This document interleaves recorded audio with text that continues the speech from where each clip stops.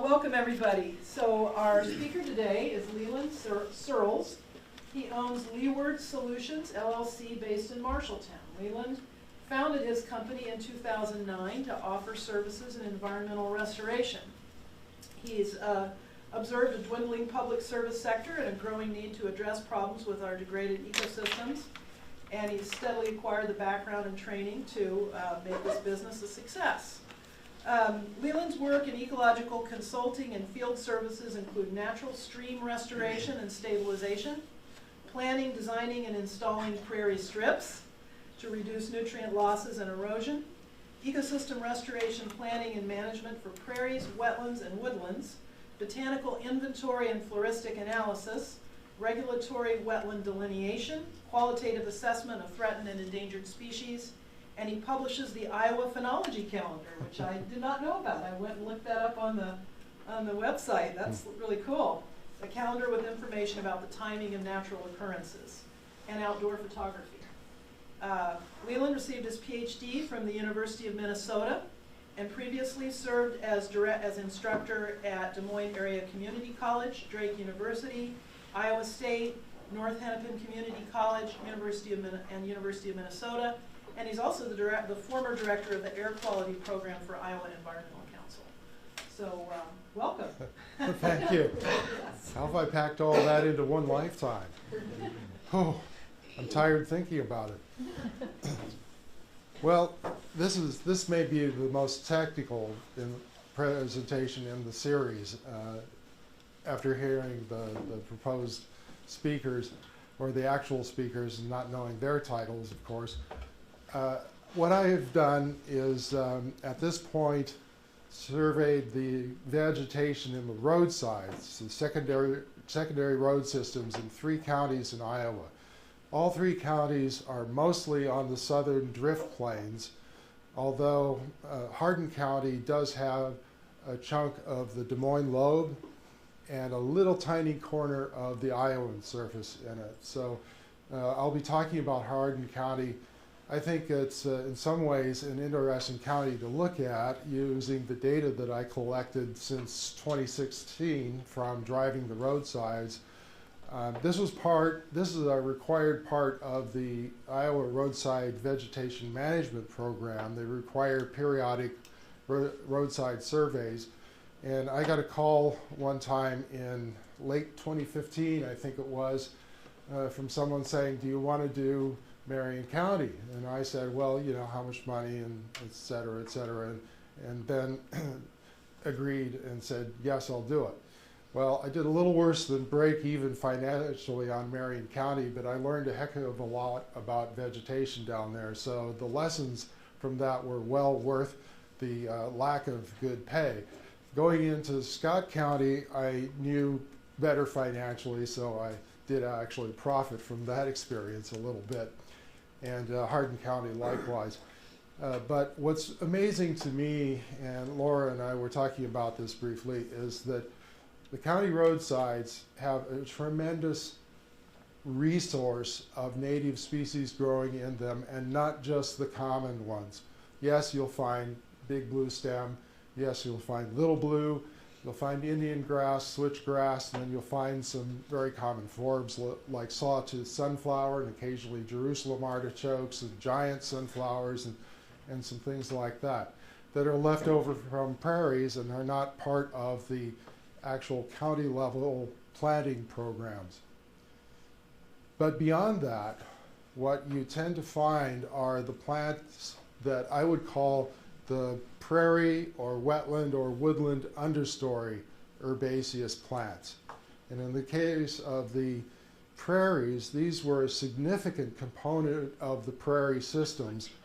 They're the ones that have the tiny seeds that cannot be collected by any mechanized way of collecting seeds. So you have to get out there by hand and stoop over and pull the seeds off if you want those seeds in a prairie mix.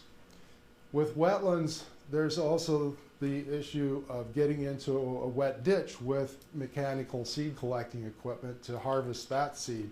You're going to get stuck for much of the year, and so that poses a problem. Therefore, these seeds tend not to show up in our regular mixes. So what is there? I decided to focus this presentation on wetlands in Hardin County and on the sedges that belong to one genus, genus Carick. There are 120 species of genus Carick sedges in the state. I know 2 people who know all of them. I'm not one of those people. I know enough of them that you know, it's a little bit daunting. Sometimes I sit back and I say, well, what is the difference between Carick oligocarpa and Carick blanda? And my mind goes blank and I think they're almost identical. Wait a minute, there's got to be some reason why they're separate species. So I'm focusing on just a few species and we'll figure that out as we go along. Now I found out that if I hold the remote this way, I have to push left to advance, but I'm holding the remote the wrong way. So if I turn it around and hold the thicker part of it in my hand, the way it's supposed to be held, I can push the right arrow and it advances and things seem logical again. So in doing the roadside data collection, I set up a number of ecosystem categories and subcategories and assigned those categories to each data point or each road segment. Now, the segments are 1/4 mile long.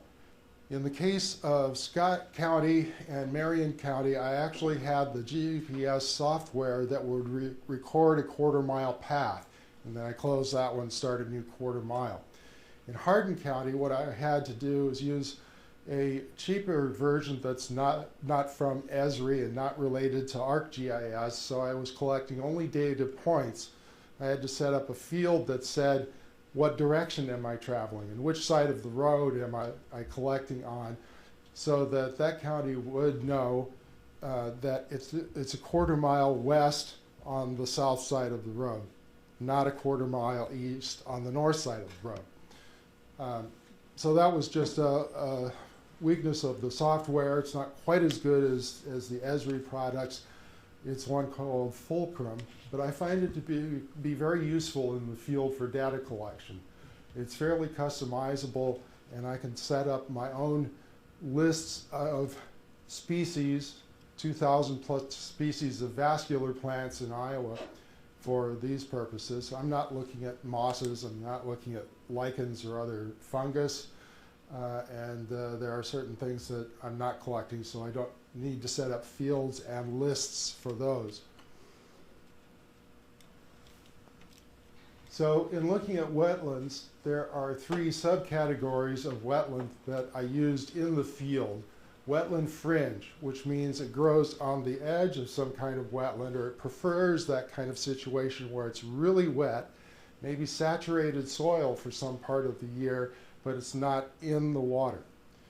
Wetland shallow is in the water up to about 3 feet deep, and then wetland deep is permanent, usually permanent standing water of 3 to 6 feet deep, with variation in that depth according to time of year, the type of year we're having rainfall wise and so forth. So those were my 3 field categories. Now, there are other ecological subtypes of wetlands, such as wet meadows, prairie potholes, hummock and seep wetlands, and lacustrine margins, or lake margins. It's easier to say lake margins. If I jump back to the title right there, and you look up above, you'll see these patches of green and what look like little tiny bumps underneath each patch. That's a hummock wetland, or a tussock wedgeland in a seep below a bluff. That particular one is in Guthrie County, so it wasn't part of a road survey. I just happened to have that photograph.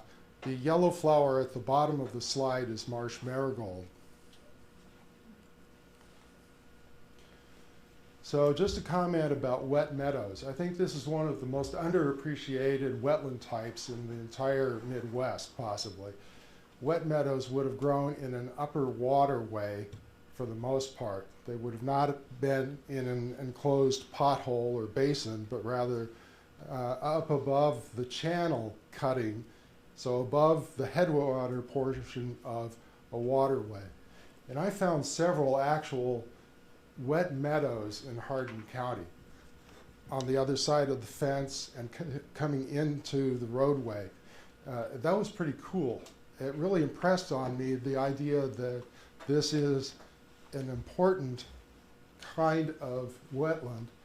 And in doing restoration work, we think about potholes, we think about big basins, we might think about river edges and lake edges, but what about wet meadows? So there's that to think about. Quick view of the methods I used. The Iowa Roadside Vegetation Management governs the survey process, supposedly, but I'm a rule breaker. It says a windshield only survey, and at 45 miles an hour looking out the windshield, what can you see? Oddly enough, just the other day, there's a guy who posted I think it's a book or a video about 70 miles an hour. Yes, the blur, how to identify plants in the roadside at 70 miles an hour. I can kind of do that. Oh, that was a bunch of cattails that quarter mile, that sort of thing. But I found that the plant diversity in all three counties was high enough that I broke the rules a lot. And I got out of the car to see what was in that ditch. And I got good at spotting sedges in ditches as opposed to reed canary grass or some other kind of grass. And there are ways to tell the difference. You learn the difference after a while. So I got out of the car for better plant ID, better ecosystem classification, and potty breaks, of course. The documentation was on a small tablet computer using this Fulcrum GPS-based documentation, so I could record all the plants I saw at a specific location, a specific quarter-mile segment. I could also create special data points if I found a particularly good plant community in one spot, and then come back to those later. Bluetooth GPS connected the little $100 Garmin receiver to Fulcrum on the tablet, and that Garmin receiver, as I said, was only $100. It's about 1 meter accuracy, plus or minus. So a lot of the points that I looked at were sub-meter in accuracy, under this length. That's pretty darn good. Of course, if you're doing engineering work, you want sub-centimeter these days. Sometimes they were a little over, sometimes they were quite a bit over if it was a cloudy day or I was near a bridge or something like that. And I used my camera a lot, my Canon SLR, to document a lot of the things I was seeing, especially when they were really unusual. Oh, I'm holding it. Yeah, I got it the right way. And it did advance. It just took its time. So the significance of these three counties of data is that these are landscape and scale. Very little data is collected these days. Very little data are collected these days at a landscape scale. We're mostly looking at a specific tract of land or part of a tract of land, whether it be a privately held piece or a government entity controlled chunk of land. So landscape scale represents a very large area, and the sampling procedure is usually by a traverse method of some sort. In this case, traversing all the county roads in the secondary system. That is mostly gravel roads and some pavement in each of these counties. The only other work I can find that is landscape scale was done by Tom Rosberg at Drake University back in the 1990s when he walked, and I questioned him about this. He says literally walked 1,250 miles in northern Missouri and southern Iowa looking for prairie remnants and pastures. So his way of identifying a prairie remnant in a pasture, a well-used, well-grazed pasture, was 5 or more native species present. 5 or more. That's not very many.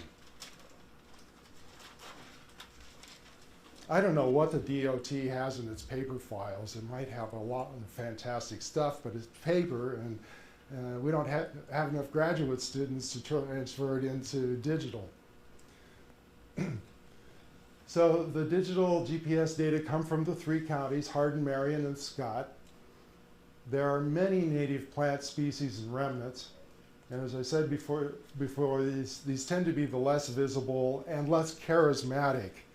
You know, everybody thinks, black-eyed Susan, wow, big blue stem, cool. Well, you know, there are things like tapered rosette grass. The name isn't even charismatic, much less the grass. Or they're named after some botanist who's long forgotten, Scribner's panic grass.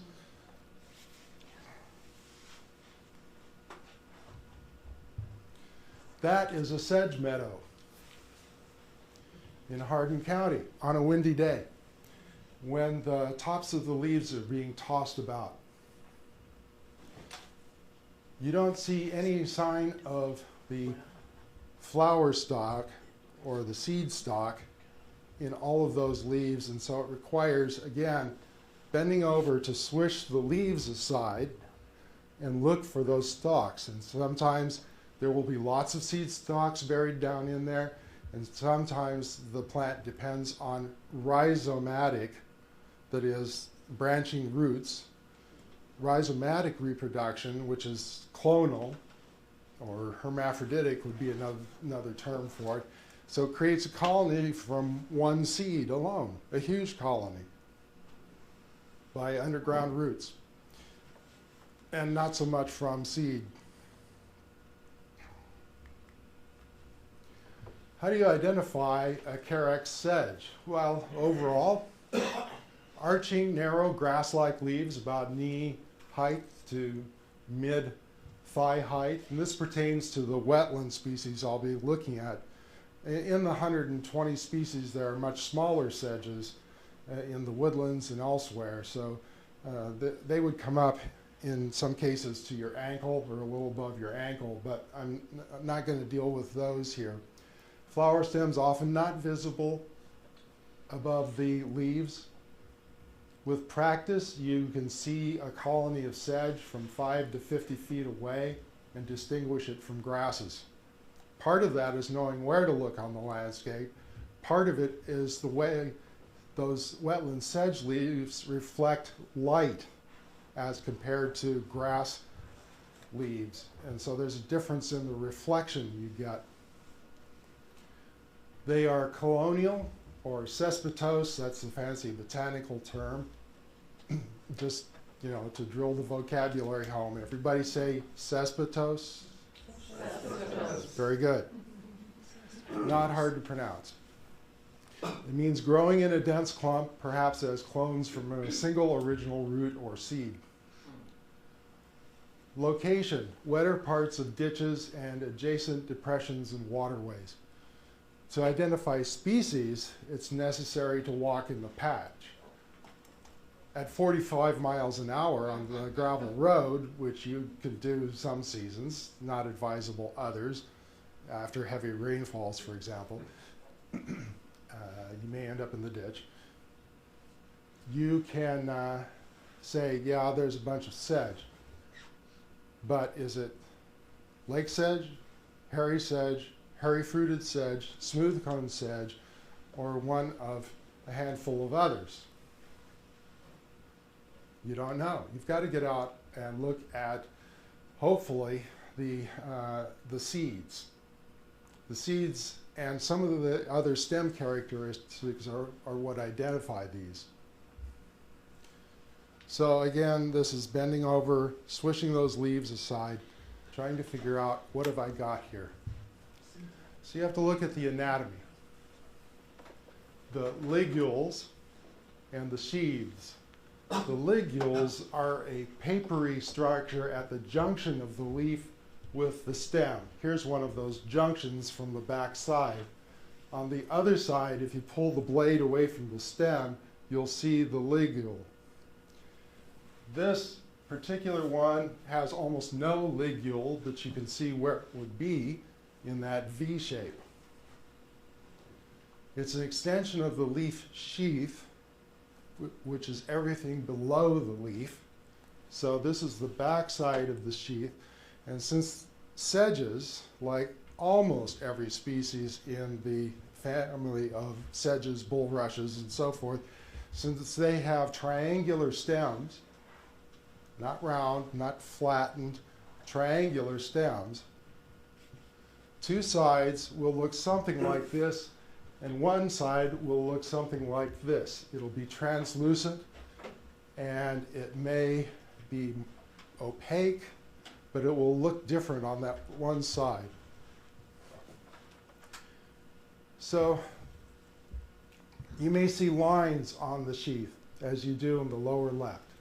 You may see a characteristic that's called ladder fibrillose veins when the sheath starts to dry out and pull apart, and you get this kind of arrangement of the veins. It looks sort of like a ladder, an odd ladder, because instead of having two sides, it's got one main structural piece up through the center. But that's referred to as ladder fibrillose. And that's a key to these wetland sedges, as well as the ligules. So there's a lot about the plant anatomy you have to know. This is, well, never mind. I'm not going to tell that joke for this audience. It's very crude. And here's where, you know, you're getting into plant sex here, basically, and that's all I'm going to say. By the way, I'll pass these around while I think about them. This is a copy of the handout, copy of the presentation. So the seeds of the Carick sedges are unique compared to other kinds of bulrushes, spike rushes, nut rushes, grasses. They are what are called perigynia, or periginium is the plural. So this is a test or exercise for you. Say periginium. Periginium. Not bad. Not bad. You might make it through my presentation. So the periginium is a sheath that encloses the actual seed or the ovary. So this line here wraps around the seed, that's the periginium. Inside is the ovary, and it's fertilized at the tip through the stigma, just like basic plant biology. The stigma is the thing that receives the pollen, and the pollen transmits down to the stigma to fertilize the contents of the ovary. One other key part is the scale. All Carick sedges have a scale on the outside of the periginium. So here's where you have to get out a 10 power or 20 power jeweler's loop, or you have to collect a sample and take it home to your microscope to look at it that way in some cases. It gets pretty technical. You have to look at the features of the periginium and the scales and that long narrow beak part at the top that's part of the periginium, and sometimes the stigma. There will be either 2 stigmas or 3 stigmas on these sedges, and so you know you're looking at some pretty fine detail there. And the achene or the true seed, sometimes you actually have to tear the periginium apart with a set of botanical tweezers and look at the shape and structure of the achene inside. So let's look at group 1. I'm going to go quickly through these because you've had enough sedge anatomy already. 3 species: Carick's Memoriae, or Emery's or riverbank sedge; Carick's Haydenii, Hayden's or tussock sedge; and Carick's stricta, hummock sedge. So when you find a hummocky seep wetland, Usually the sedges in that are one of two, Haydenii or stricta. Memoriae tends to be on riverbanks, not in hummocky seeps. That's repetitive, I should have taken that out. Wet riverbanks and sedge meadows, Carick and Memoriae. So these have similar features. They have perigynia that tend to be almost round, or maybe a little thickened toward the end. They have short, small beaks, and the overall plant grows to about knee height, maybe a little beyond that. There's Carick and Memoriae. Notice the very long, narrow spike of female parts, the perigynia. Notice also right on the end here is a little bunch of male flowers all dried up. And then at the very tip of the plant there are, what does it say here, 1 to 3 staminate or male spikes. So a female spike, there will be a couple more female spikes down the stem, and then at the end 1 to 3 dried up male spikes at roughly late June to end of July. Close up riverbank sedge shows you the scales, these brown parts, and you can see the perigynia, which are very roundish and with a very short beak, if you're standing close enough to the slide, which I am. So, but trust me.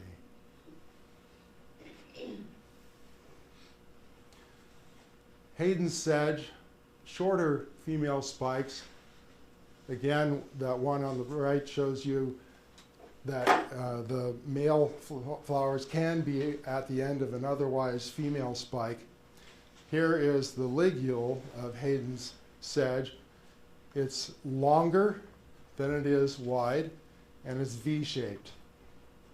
So this is the stuff that you have to know to hop out of the car and see this and say, it's that species. Carick stricta.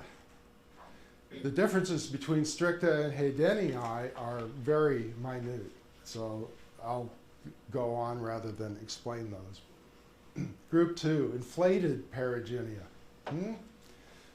I didn't see a bike pump attachment on those perigynia, so what does it mean that they're inflated?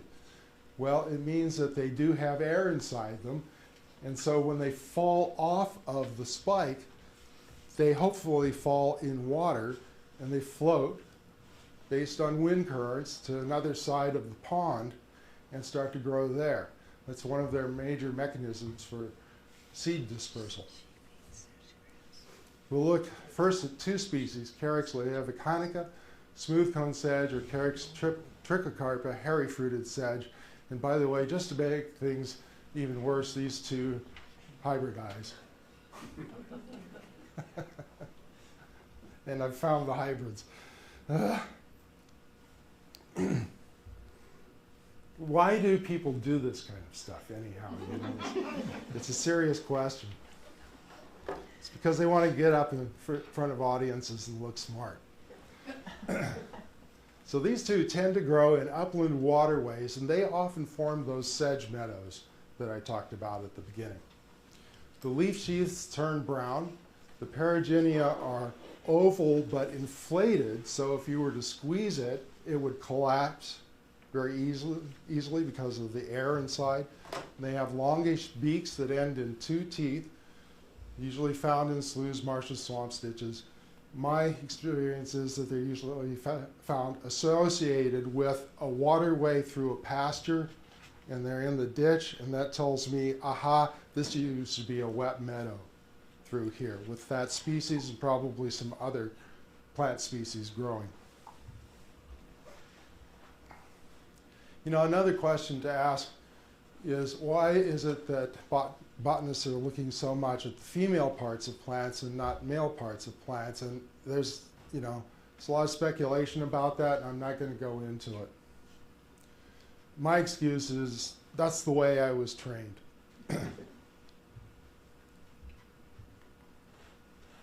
So here's smooth cone sedge. And notice how shiny these Paraginia are. Notice that the stigmas here have turned brown, so these have presumably been fertilized. And if you were to look closely, you'd see 3 ends on the stigma, not 2. Here's a close-up of what the Paraginia look like and a ruler in millimeters. We're looking at Paraginia that are a few millimeters long, and the beaks spread apart a little bit in a V shape.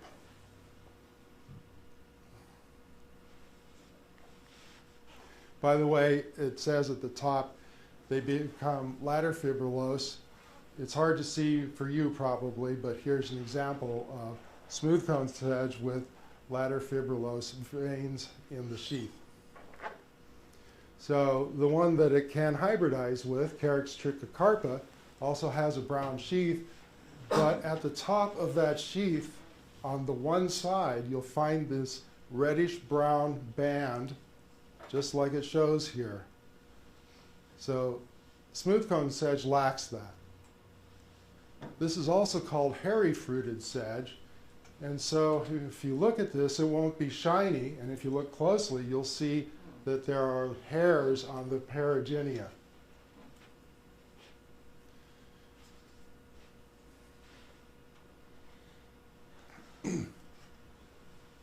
Group 3, again, inflated Paraginia on large spikes.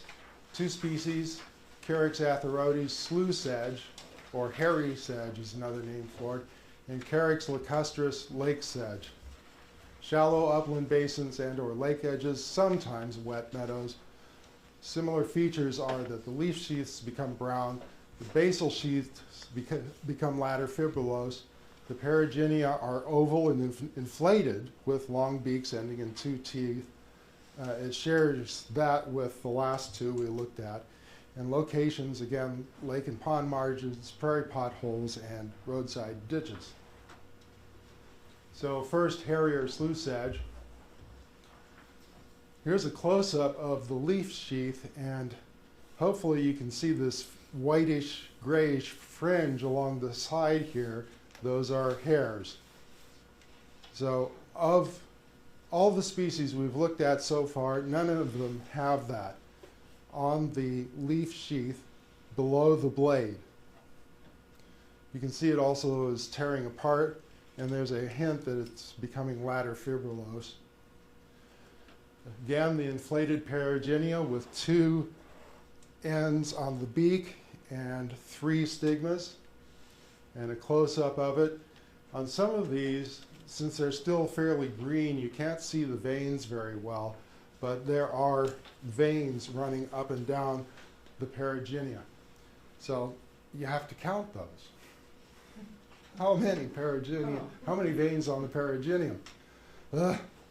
Okay, well, at least 12 here. Probably better to just look at the Paraginia overall and say, yeah, it's got those 2 teeth, it's inflated. We're not going to look for the veins because this one has 14 or more veins. So the only way you can distinguish is if it has 12 or 13 veins, you know it's the one and not the other. But if it has 14 or more, you're still left wondering which one is it. Botanist nightmares are made out of this kind of stuff. Reddish to purplish leaf sheaths. So here, this isn't just brown. This is almost purplish in color on the sheath. The spikes mainly point up. They don't hug the stem closely, but they stay close to it. This is laying on the side, obviously. The scales, in this case, are very distinctive. They are much longer than the Paraginia and hide the Paraginia. And they have this long extension called an awl. Awl is a different thing. On.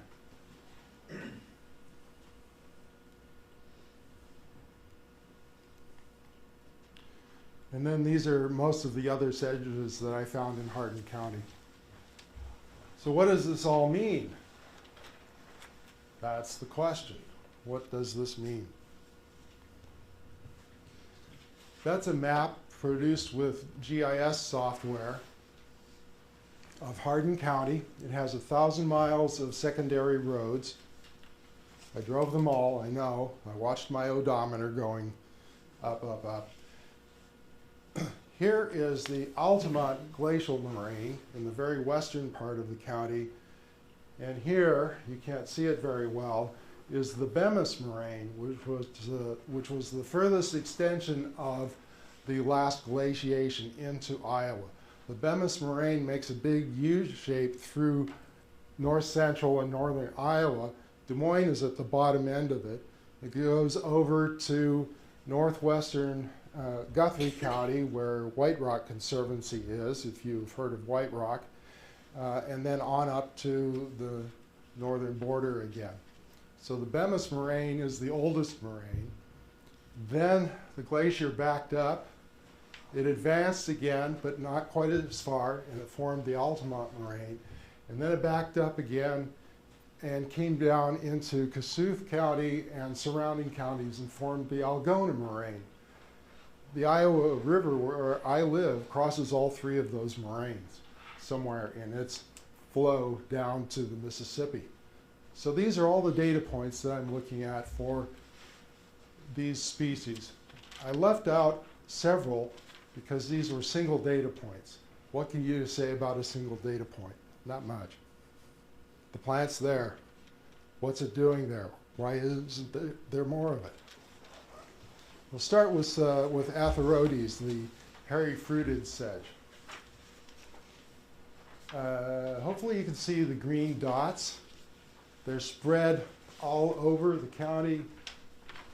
So this was the species that had pretty much all county distribution, except it wasn't found at these lower elevations. So the Iowa River comes in at the northwest part of the county. It flows through these tortuous meanders, crosses the Bemis moraine, and into this much broader glacial outwash valley that's in the southern Iowa drift plain. Between the moraines is the Des Moines lobe, and to the west of the Altamont moraine is the Des Moines lobe. And the far upper corner is the Iowan surface. And that drains into the Cedar River eventually. So the distribution of Carick's Atherodes raises questions in my mind. Does it have anything to do with the glaciation? It is found in shallow basins, in other words, prairie potholes, which are very common across that glacial surface. Most of them are farmed and drained. It's not found in Hardin County in the Iowan surface or the southern drift plains. It's also not present in the major creek or river valleys. It's only up on the uplands where you would say this was once prairie. The elevations are above 1,060 feet. So I call this one a specialist landform and ecosystem species because of the way it's distributed. It requires a special kind of wetland. It's not just found in any old wetland. It prefers those prairie potholes. And as far as the landforms, it seems not to have occurred in Hardin County, at least, in the drift plains or on the Iowan surface. Now, one of the weaknesses of this data collection is, of course, it'd be nice to have the next county over, Grundy County, and be able to say for sure that it's not on the Iowan surface. I have a sneaking suspicion it is there somewhere, but maybe not as commonly found as on the Wisconsin glacial surface, the Des Moines lobe. There are actually two maps here. So where there were two boxes on the previous map and at the top, we're looking at those two boxes. In the upper left one, you can easily see the Iowa River drainage coming in here and the county line at the top. Help me remember what county is up there. I've forgotten.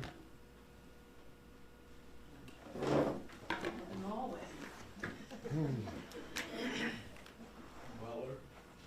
Is it Butler? No. Would it be Franklin? Franklin might be one of them. Are there any towns in Hardin County? Yeah, there are. Franklin. Franklin, okay. Frank. Thank you. I like Ben Franklin. You'd think I'd remember that. What a crusty old soul he was. Anyhow, so locations of Carick's atheroides, the hairy-fruited sedge, are there and there, here, here, here, and here. And what I did with these maps is that I turned the 2-foot elevation contours into black lines so that I could see, and hopefully you can get an idea, that Carick's atheroides occurs on roadsides next to farmed prairie potholes. That's it. It's a specialist. It likes those prairie pothole settings. So if the farmers ever stop farming those potholes, maybe someday these potholes will fill up with hairy-fruited sedge again. It's there. It's relatively abundant. If you were to go out and collect seed for it, you'd find a fair amount of seed. I've collected some to scatter across the Iowa landscape here and there. Here's that other box, the one to the right. Again, you have several locations for whoops, that's not one. I think that's actually an animal confinement. Yeah, there were plenty of those in the county. I got to see carcasses, I got to smell every imaginable odor. It's a wonder I didn't get sick from it.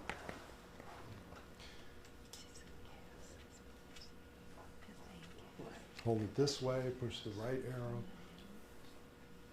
I talk out loud to myself a lot, so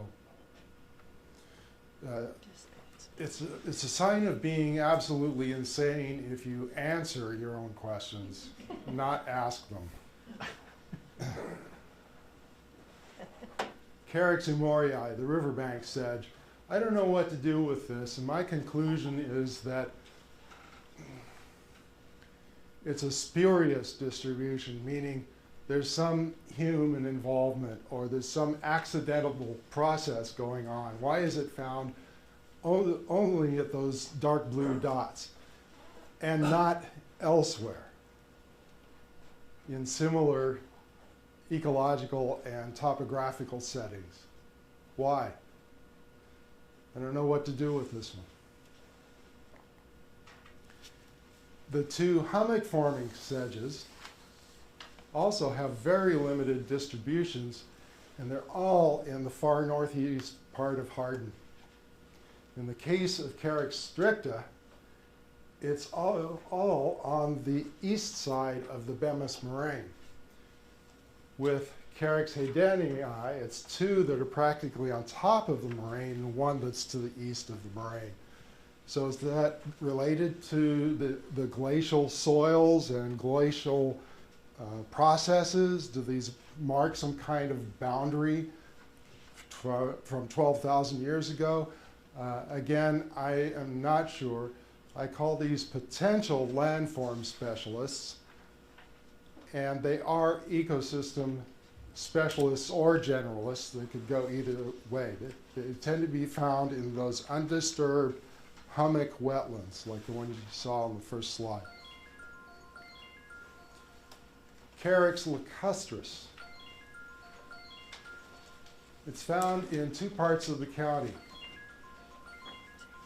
Here, which is on or behind the Bemis moraine, and here on either side of the Altamont moraine.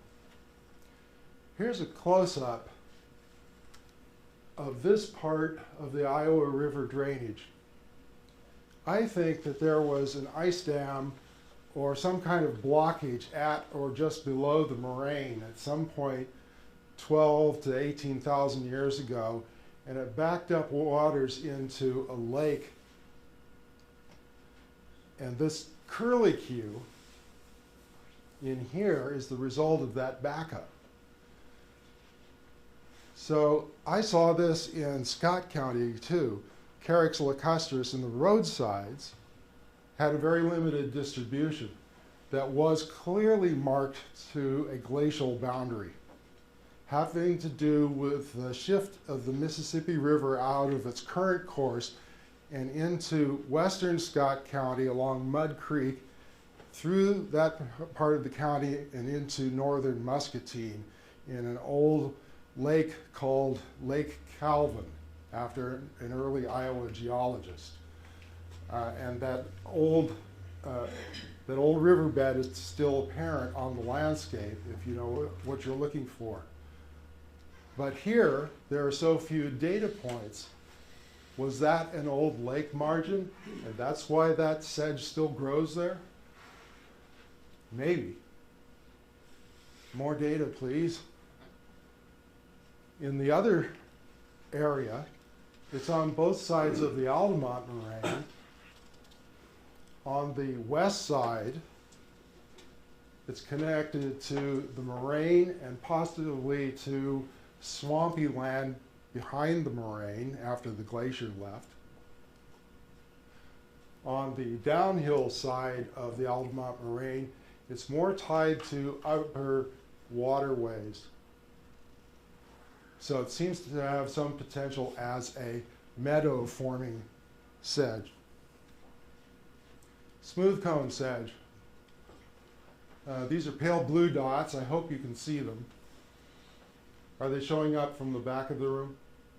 No? Okay. Should have chosen another color. Anyhow, this one is distributed widely across the county. It's a landform generalist. It's on all three of the landforms in the county, but it's an ecological specialist because it prefers those upland waterways. Probably grew in wet meadows almost exclusively at one point. I told you this was going to be a technical presentation, right? Carick's trichocarpa. Now you look at that and you might say, oh, it's found all over the county.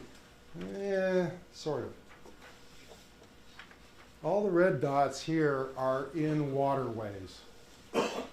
Tend to be upper waterways on the Des Moines lobe, and they tend to be low elevation waterways on the drift plain. So I'd call this one an ecological specialist.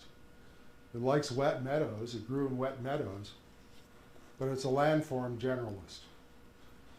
Now, does it occur above the Altamont moraine? Well, again, I'd like some data from the next county over to say yes or no on that one. So the limitations of this work: no roadside data from other counties. Data from prior roadside surveys are not available. In the case of Hardin County, those actually disappeared somehow.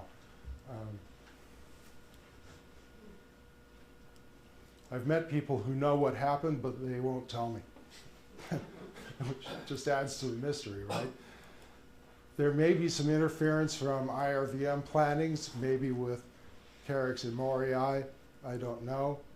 The other problem is trying to interpret 12,000 years of post-glacial history from the current distribution of plants. That's really a leap. So this raises questions, not only about my interpretive methods, but also about the landscape and the plants and the way they're distributed. Does it have something to do with 12,000 years of plant population history? Or is it the result of a highly farmed landscape over the last 150 or 200 years? Some resources for this. I had another section here, but I'm running out of time, so I'm going to skip over it and just say that in the 3 counties I did, I thought that the presence of smooth Solomon seal in the ditch might be a savanna indicator. Here's Hardin County. The dark blue dots are Solomon seal. When I found bur oaks in or near the roadside, that was an obvious one, right? So the bur oaks are these starry yellow figurines. I chose the star because of the burrs on the acorn, right? So you have burry, mossy cup acorns and the little yellow stars. Bur oak probably was more widely distributed at one time. There are some significant gaps. Right up here along the Iowa River, I found no bur oak on the roadsides. It almost certainly was there. That's also one of the thinner spots for Solomon seal. On the other hand, look at these dense patches of Solomon seal. It's entirely possible that at least some of those were savanna at some point. But again, the question arises, you know, what are the confounds here? What are the things that can muck this all up? Well, one is that the berries were eaten by greater prairie chickens, so prairie chickens might have spread them around the landscape at one time. That accounts for the current distribution and not the presence of savanna. And another one is just happenstance. Happenstance meaning I don't know what it counts for. So conclusions about Solomon seal. Is it a generalized woodland indicator or woodland edge indicator? Is it a possible savanna indicator only if bur oak is nearby, in which case just use bur oak? And the impossibility of knowing for sure. So its use as an indicator may be somewhat limited. And some resources. Funding and support came from these entities. And my contact information in case you want it. That's the last slide. So for 10 minutes now, you were supposed to be asking questions. What happened? I talked too much, obviously. All right, questions? Yes? Why were those three counties selected, or how did it come to be as those three? I was hired to do those roadside Yeah, surveys. why Yeah. did they do it? Why? They were ready for a resurvey.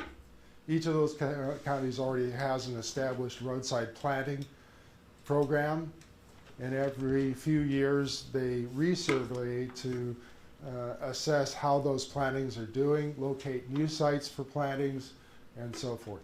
Are they any upcoming that you know about? Hardin County has practically ended its program. They don't see the value of it, apparently. Scott County is very actively involved, and the guy they hired while I was doing the survey, Brian Burkholder, is really on top of this stuff. In about six weeks of riding with me in the car, his botany knowledge went from in the basement to somewhere on the second floor. I was very impressed with him. And in Marion County, it's somewhere in the middle. Ted Dykstra, who was the roadside manager down there, really appreciated the effort that was involved in this resurvey of his county. Some of their plantings were old enough that they had practically disappeared, and I relocated some of those. I haven't been in touch with Marion County to know what they're doing with the data or with the program. People here probably know more about Marion County. Yeah, I think I saw a hand over this way, did I? Out of the corner of my eye? Larry. How resilient are sedges with our chemical farming? Are they resistant to herbicides, or are they first to go, or what happens? They grow literally across the fence from corn and soybean fields. In the fields as well? If they had the chance, if it weren't for tillage, yes, they would. But you got to think that the ditch is usually lower than the field, the old pothole surface. to use prairie potholes as an example. So the water is running from the field into the ditch where the sedges are. So any herbicide in that runoff water is going to hit the sedges, and yet they're enduring. So they seem to be pretty tough plants, at least these wetland species. Is there any potential for sedges as cover crops in crop fields? They like water, no. Too wet?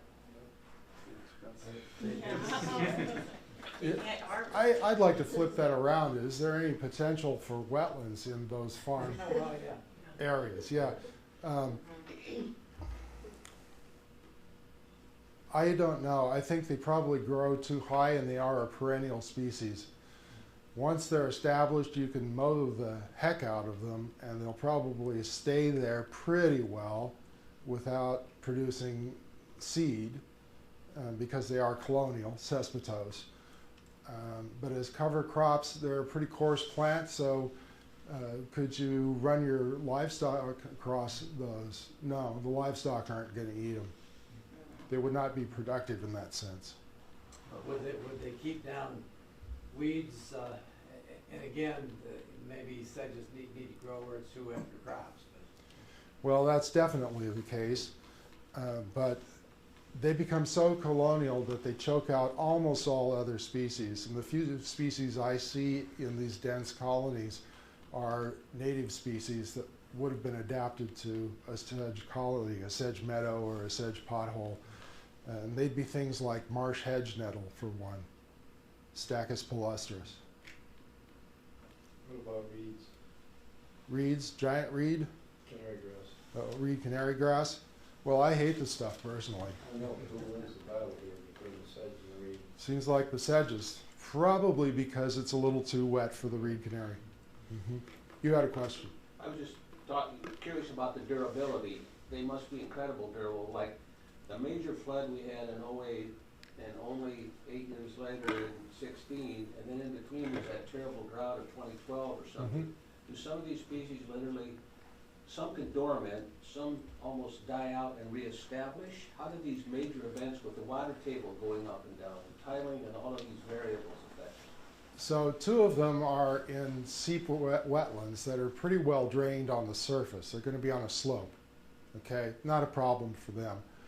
Riverbank sedge, again, the water's going to go up, and as long as it comes down fairly soon afterwards, it's going to stay there just fine. With these other wetland sedges, they're adapted to at least shallow water conditions. So they will survive a month or longer, as roots at least. And if they can get some leafage into the upper part of the water column or out into the air, they're going to produce energy. Laura? So for instance, I forget which species you said were probably pothole wetland specialists. That was Atherodes. Okay, so those of us who have been too timid to try to ID the sedges, but what we've learned, what we are taught is that sedges are really picky about the particular level of drainage, you know, just how moist is that soil and how long.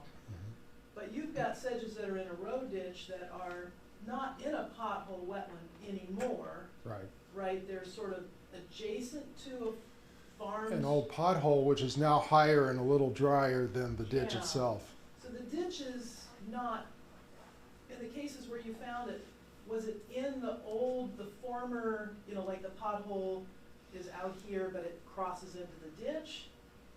Or was it just near a pothole but In the separate from it? Case of Carick Atherodes, it was either in the basin, well, it was always in the basin on the edge of it. And sometimes the basin overlapped the road, so you could see the remnant of the pothole on either side of the road, and the ditch was Carick Atherodes. Gotcha.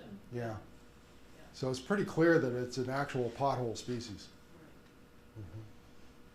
Now the potholes, if you look closely at the elevation maps, the 2-foot contours, you're going to see But some of those basins were this deep and some of them were this deep, right?